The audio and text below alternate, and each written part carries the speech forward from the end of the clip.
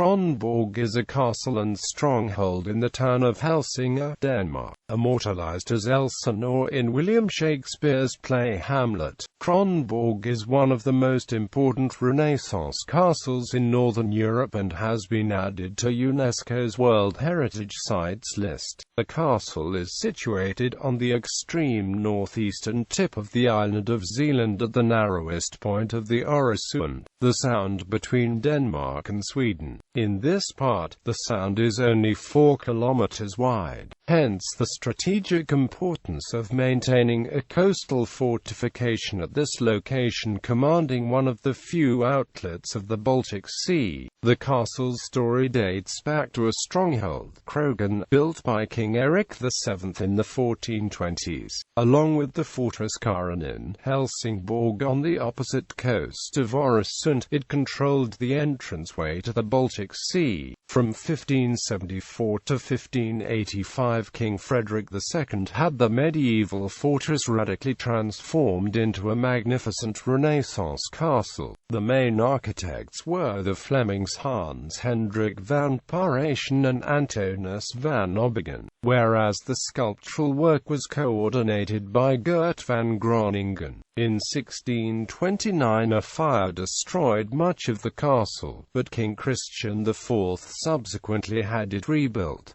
The castle also has a church within its walls. In 1658 Kronborg was besieged and captured by the Swedes, who took many of its valuable art treasures as war booty. In 1785 the castle ceased to be a royal residence and was converted into barracks for the army. The army left the castle in 1923, and after a thorough renovation it was opened to the public. History. Kronborg. The castle's story dates back to a fortress, Kronborg, built in the 1420s by the Danish king Erik of Pomerania. The king insisted on the payment of sound dues by all ships wishing to enter or leave the Baltic Sea passing through the sound. To help enforce his demands, he built a powerful fortress at the narrowest point in the sound. At the time, the Kingdom of Denmark extended across both sides of the sound, and on the eastern shore the Helsingborg castle had been in existence since the Middle Ages. With the two castles and guard ships it was possible to control all navigation through the sound. The castle was built on a crag of sandy tongue of land stretching into the sea from the coast of Zealand towards the coast of Scania. The castle consisted of a square curtain wall with a number of stone buildings inside. The stone building in the northeastern corner contained the king's residence. The building in the southwestern corner contained a large arched banquet hall. The building in the southeastern corner possibly served as the chapel. Large portions of the walls of Kronborg are contained within the present-day Kronborg castle. King Christian III had the corners of the curtained wall supplemented with bastions in 1558 to 59. Frederick II's Kronborg from 1574 to 1585. Frederick II had the medieval fortress rebuilt into a magnificent Renaissance castle, unique in its appearance and size throughout Europe. As a consequence of developments in the military technique of the era and the improved striking power of the artillery, it became clear that it was necessary to modernize the fortifications of Kronborg. After the conclusion of the Northern 7 Years' War in 1570, King Frederick II initiated an extension of the advanced bastions to relieve the medieval curtain wall. The main architect was the Flemish architect Hans Hendrik van Parijsen, and the fortification works were completed in 1577.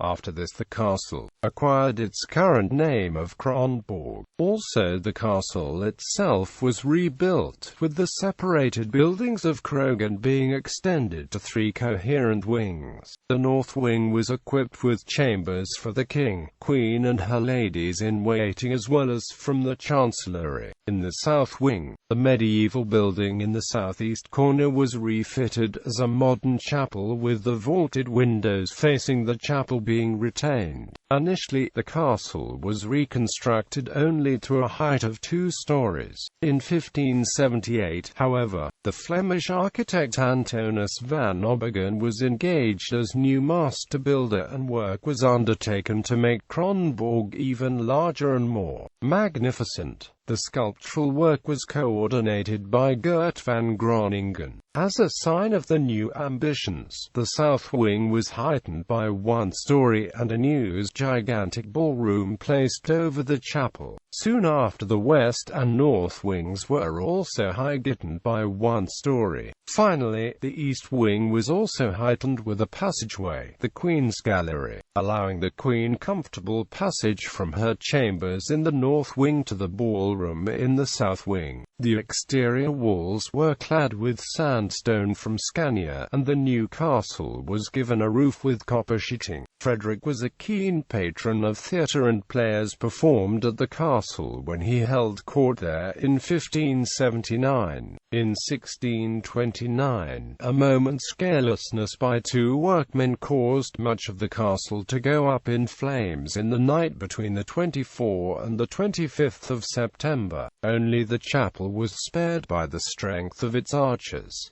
King Christian IV put great efforts into restoring the castle. Already in 1631, the work was underway, led by the architect Hans van Steenwinckel the Younger. By 1639, the exterior, which in keeping with the king's wish was reconstructed without major changes, was once again magnificent, but the interior never fully regained its former glory. Furthermore, certain modernizations were made, and portals, chimney pieces, ceiling paintings and other decorations were renewed in Baroque style. The Swedish conquest of 1658. During the Dano-Swedish War of 1658–60, Kronborg was besieged, attacked and conquered by a Swedish army, commanded by Carl Gustaf Wrangel. As a result of the Swedish occupation, Kronborg was deprived of many of its most precious artworks,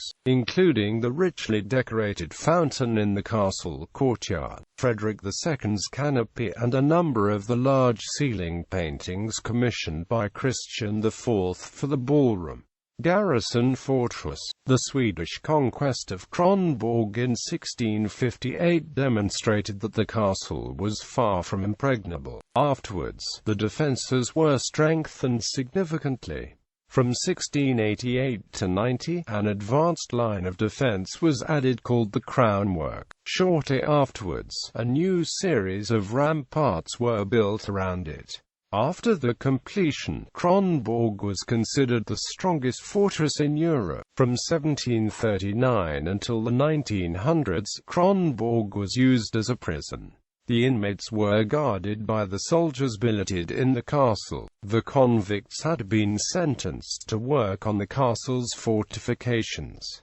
The convicts were divided into 2 categories. Those with minor sentences were categorized as honest, and were allowed to work outside the castle walls. Those serving sentences for violence, murder, arson of the like were categorized as dishonest, and had to serve the full sentence, doing hard physical labor inside the castle ramparts. Otherwise, they served the time under the same conditions. They all had to wear chains and spent nights in cold and damp dungeons. From January 17, 1772 to April 30, 1772, Kronborg was the place of imprisonment of Queen Caroline Matilda, sister of George III. As Kronborg's importance as a royal castle diminished, the armed forces came to play a greater role. From 1785 to 1922, the castle was completely under military administration. During this period, a number of renovations were completed. The sound due in recent history, the captain of every ship sailing through the strait had to state the value of ship's cargo. Money that had to be paid to the King of Denmark was then calculated depending on the value of the cargo. The king had the right to buy the cargo for the price the ship's captain stated. This policy prevented captains from stating prices that were too low.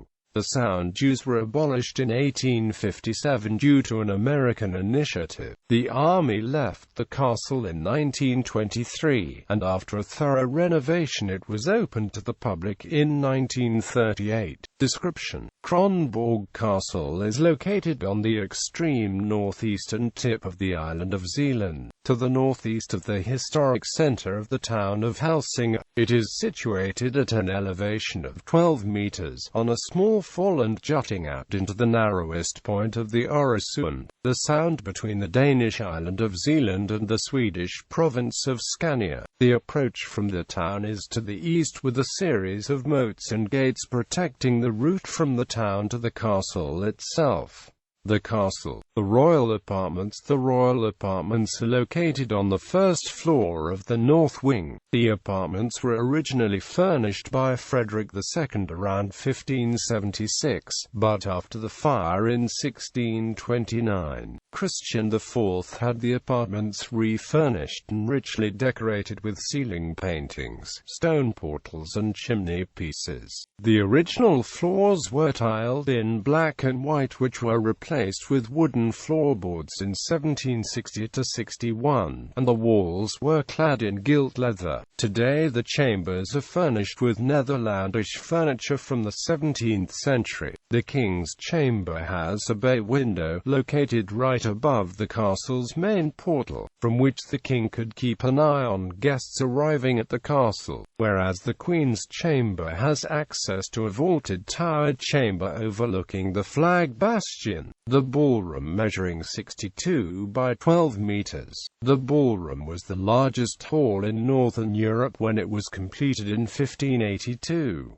The walls are hung with a series of large paintings which were originally made from 1618 to 1631 for the Great Hall of Rosenborg Castle in Copenhagen. The present floor and the fireplaces are from the rebuilding in 1924–38. The Little Hall. The walls of the Little Hall are furnished with 7 tapestries, originally from a series of 40 tapestries portraying 100 Danish kings. The tapestries were commissioned by Frederick II around 1580.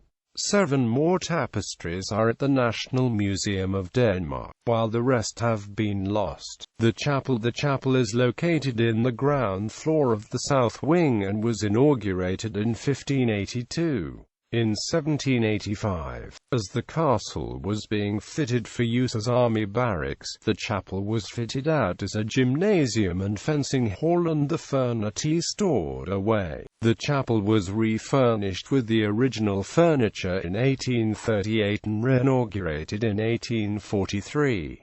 Cultural significance. Hamlet. Kronborg is known to many as Elsinore, the setting of William Shakespeare's famous tragedy Hamlet, Prince of Denmark, though Elsinore is actually the anglicized name of the surrounding town of Helsingør. Hamlet was performed in the castle for the first time to mark the 200th anniversary of the death of William Shakespeare, with a cast consisting of soldiers from the castle garrison.